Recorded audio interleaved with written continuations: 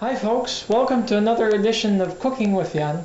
I'm going to show you something very easy to cook, very delicious depending on how you actually prepare it, which is entirely up to you. Because the ingredients I'm using are the base ingredients. Everything else that you want to try, you can throw in cheese or any other greens or any other veggies. And spices too. That goes to your own individual taste. You could put curry, you could put chili powder, you could put anything else that you want in it.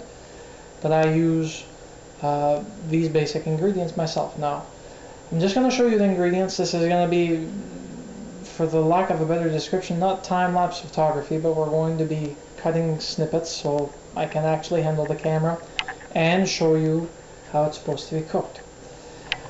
I've got 4 eggs, a package of sausage, which you only need at least 2, okay, because you're going to remove the casings and cook the sausages. The remaining you can put in the fridge and use at a later time. 1 can of sliced potatoes. These are no-name brands that we have at the local superstore. You can get any other brand, or even better, if you have access to fresh potatoes and can prepare them one night in advance, use old baked potatoes that haven't been transformed anyway. You skin them and you slice them into slices. Half of a Spanish onion, because they're huge. This is a softball size onion. And these are my greens that are going to go with it, but you don't need to put this into the actual mix.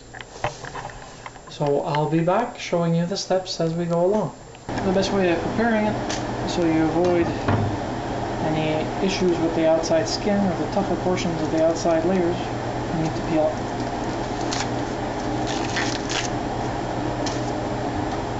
Once that's done, you've got half of an onion.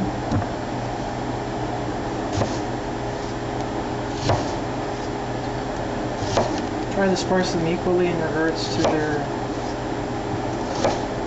dimensions.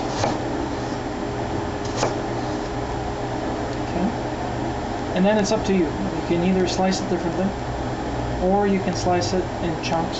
I usually give them in quarters so that they cook evenly and you have more distribution of the flavors.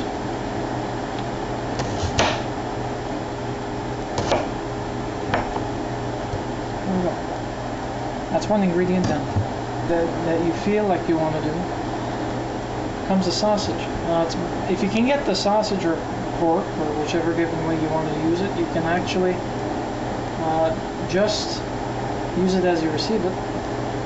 These ones I prefer buying as they are, simply because I can take the casings off, and the filling is just the right spice and texture and fat content to help me with the cooking.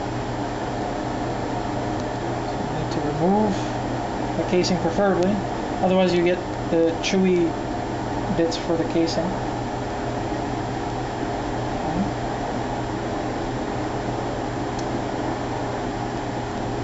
And then once you've removed it, I'll do the other one later, you actually chunk them up.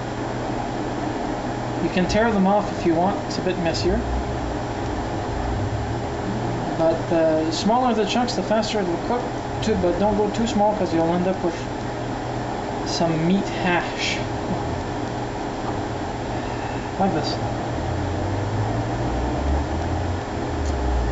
You do this first, because if you add anything to the eggs to spice them up or give them flavor, like it says garlic powder, but that's not what it is. It's vegetable seasoning from Costco. They sell them in bulk, and they've got multiple vegetable bits and pieces in there that make it quite tasty. You'll want to break your eggs, do it the way that you want. I use the knife method, the butter knife method, and I use the flat end, and I just break my eggs.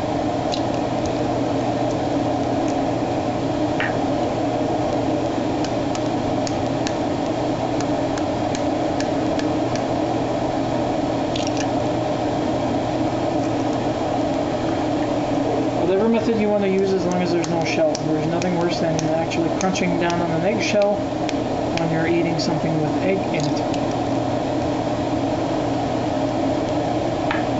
doesn't give a satisfying crunch.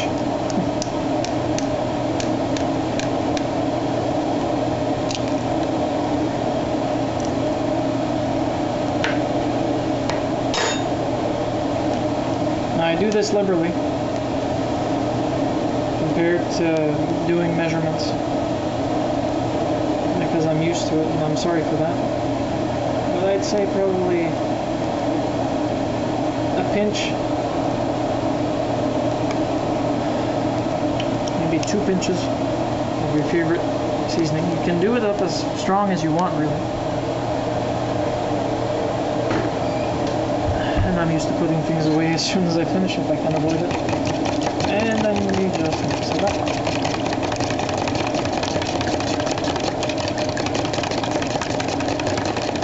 The longer it rests, the stronger the flavors are, but it really doesn't make any difference because it will still have to have some cooking time. I love this dish because it's a one